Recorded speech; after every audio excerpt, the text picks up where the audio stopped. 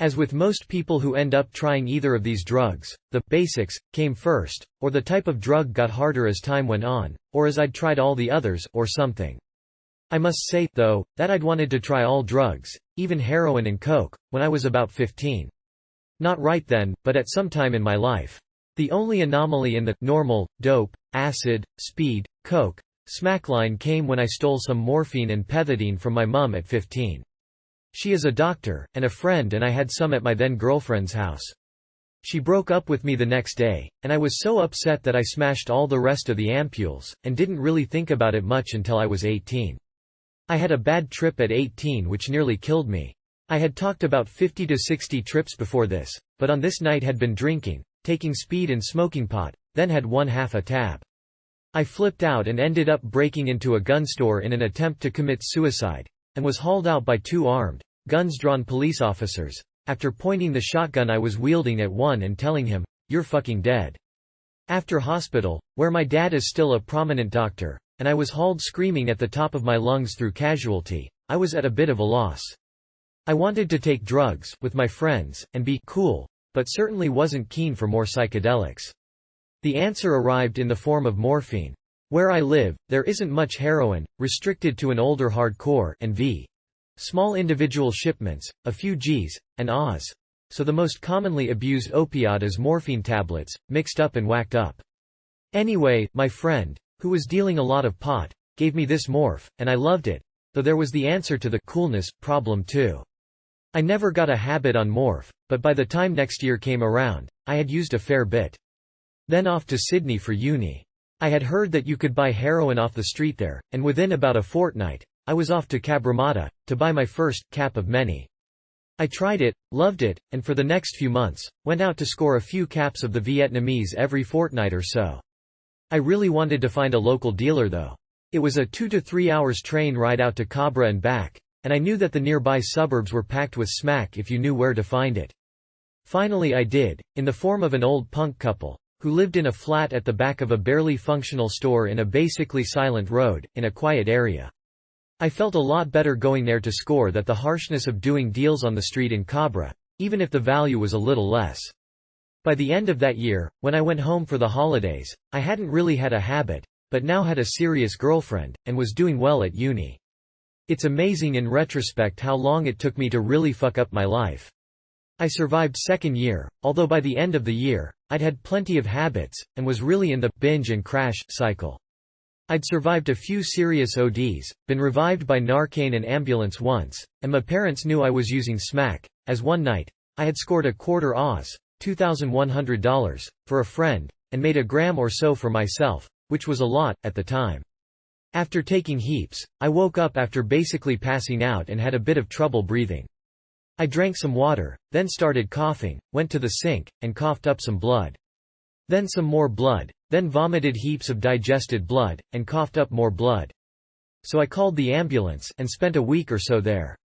They are not really sure why it happened. It could have been cardiopulmonary edema, fluid on the lungs, or aspiration pneumonia, breathing in my own vomit. I left college after second year, which was really the honeymoon period with smack. I didn't rip people off. I even made money by doing the occasional big deal, and didn't use enough to have to stop my science degree, and I was totally in love with my girlfriend, who used occasionally, but was a bit wary of the path I was taking. Third year the shit started to happen. I lived with 2 of my best friends for the first 9 months. I was starting to scam my parents and friends, sell or hawk my stuff, borrow and steal to get dope, and I basically got hooked. I moved back to college with my girlfriend in about September, and stayed there. I moved in having been given my old dealer's business, after he was busted. He asked if I wanted to take it on. Of course I did, and I knew my flatmates wouldn't stand me dealing, so I worked it so I was dealing there for one day when I moved back to college, with about 20 regular customers. I must have been totally crazy to think I'd get away with that, as college is a very close community. I only lasted about 3 weeks dealing, as I just used too much of my stock myself. So I WNT from a $100 a day to a $500 a day habit, with no other gain, except a warning from the head of college that I was a suspected dealer and user. I somehow struggled through a month or so until the end-of-year party, when my friend Tom came over. I had been best friends with Tom since I was about 7. In the past 2 years, he'd moved to Sydney and go work in the computer industry. He and I had used drugs together since each of us started taking anything, and as he earned $40 minus $60,000 a year, he came round on Fridays and bought enough smack for both of us. Well, this Friday, I'd already had two $50 caps, and was just feeling okay enough to go to the party. Tom called me, so I told him to come over. These parties involve the drinking of heaps of kegs of beer and basic running amok of the whole college, so we started drinking, then hooked up with the man. By now I had delivery connections, and bought a gram. We had also dropped, then shot up, a few Valium each, and drunk a shitload, after having a hit of some of the smack. A lot later, drinking continuously in the meantime, we stopped by to have the rest of the smack. Feeling fine, partying on, and as usual, talking the sort of crap to each other that only a 15-year friendship brings. We had the dope, and I nodded off. I woke up and Tom was dead. I knew as soon as I saw his gray face that this was true, but I'd revived him in the past, so tried to now. It didn't work. The ambulance confirmed it. I remember giving him mouth-to-mouth and hearing a gurgling in his lungs. He'd been sitting on the bed, leaning against the wall, and had spewed beer and breathed it in, drowning from an OD of smack. We used to joke about Harry Scagnetti, a fictional mafia dealer, who sold the killer smack. It seemed Tom finally met him. The death of my best friend fucked me up, but it's not an excuse for what happened. I was already going down the path. Tom dying probably just pushed me further and faster down it. After that, I used as much and as often as possible to block it out, which worked at first. After a few months, I had lived in, and been kicked out of 2 houses I roomed in, with complete strangers, after stealing their money and possessions to buy smack.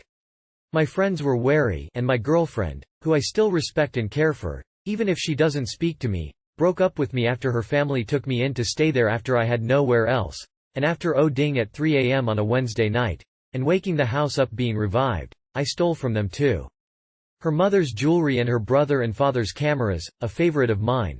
The police asked me later whether 8, the number of different ones I'd pawned, cameras was a lot to own. I finally ended up in a flat by myself, but at least by now I had really good dealers, who delivered, and sold the strongest and biggest caps I'd ever seen. To this point, Harry had cost me tens of thousands of dollars, around $100 to $150,000 to my count. The trust of my friends and some friendships. The trust of my parents, a relationship which I cared for uncountably much, and the life of my best friend. A pretty bad brother by any definition. I just kept on using though. My parents had been so good to me, they'd put me through 4 hospital detoxes and a $10,000 6-week detox in Melbourne. I'd forged checks worth about $10,000, and had even rung their bank manager and convinced him to transfer thousands to my account, pretending to be my father. Being doctors, they were on the ball with medical knowledge too, although my dad put it well when he said he now knew more about heroin than he ever wanted to. They took me home again, in a third attempt to get me started on naltrexone, the opioid antagonist, blocker, which had emerged as a wonder cure, again. Take it, and you can't get high, true, it feel like you're shooting water, very frustrating. The trouble is, it lowers your tolerance back to how you were before you'd ever tried smack. They sent me back to Cindy after 1 week, of my Easter break, although I hadn't been to uni for months. I scored on the way back from the airport, but about a week later, I'd taken some Seropics to help me sleep while on the naltrexone, as it gave me jitters, horrible stuff, really, and had a hit of smack. I woke up on the floor, where I'd slid from the bed 3 to 6 hours earlier, but I couldn't move my left leg. I thought it was just pins and needles, but I really couldn't move it.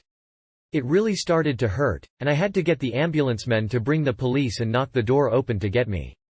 I had been lying kneeling, leaning against the bed, with my right knee pressing all my weight on my left leg, for 3 to 6 hours, and the muscles had started to die, my kidneys to fail, and in less than another hour I would have had a heart attack and died. After 6 weeks in hospital, most of which was just a haze of pain, I could walk again. 5 years later I'm home and on methadone, but almost ready to get off. I've left out the 6 months of smack and coke use that came after hospital, where they convinced me to get on the methadone program. Shooting coke cut through methadone, but in 6 months, I was worse into the coke than 5 years of smack, and got myself a 6-month suspended sentence and 3-year probation as well, but that's another story. Why I'm still alive, I don't know, or only God knows, if you prefer. I can't say I would never take those drugs, if I had the time again, but I would do anything to bring Tom back, only I can't. I'm now addicted to methadone, and about 30 kilograms overweight, with no girlfriend and no best friend. I have counseling with my doctor, who in the 30 or so people I saw in legitimate attempts to end my drug addiction, is the best, every week. I finished my science degree, and I'm still alive, but it has been a big price for the time I spent with Harry.